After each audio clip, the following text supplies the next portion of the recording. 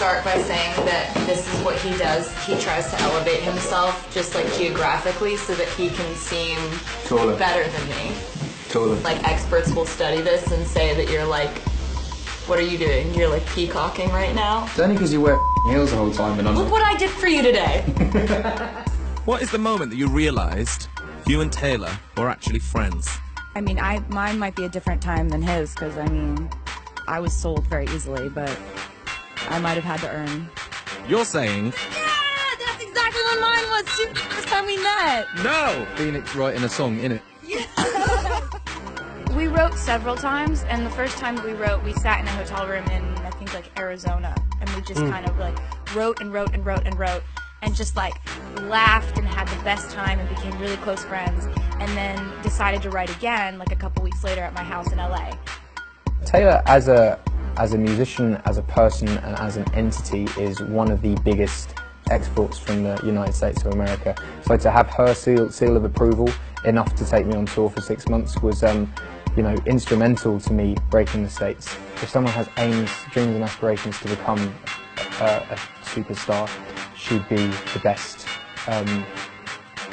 example of it, of how to keep it together. Ed Sheeran heard the album as it was being made, so I would say he's probably the first person who I played things for, because when we were on tour together, I was in the studio and writing and creating 1989. So I would finish something and then I'd bring it to his dressing room and he would hear it. The same way as he was working on Multiply, his album, and he would finish something, bring it to my dressing room and play it for me. So it was really fun to kind of have your built-in best friend there to tell you if it was good or not. Thinking out loud!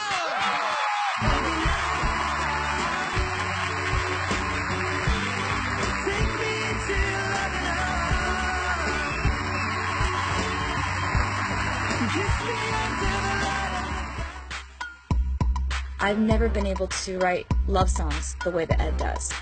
He writes the sweetest, most like intimate, tender love songs that are so open, and I've never been able to be happy and write songs about being happy. And he does it so well. So that song, I think, is the most envious I've ever been with his music. Just like, how do you channel that so easily? You're so happy and you're translating it so well.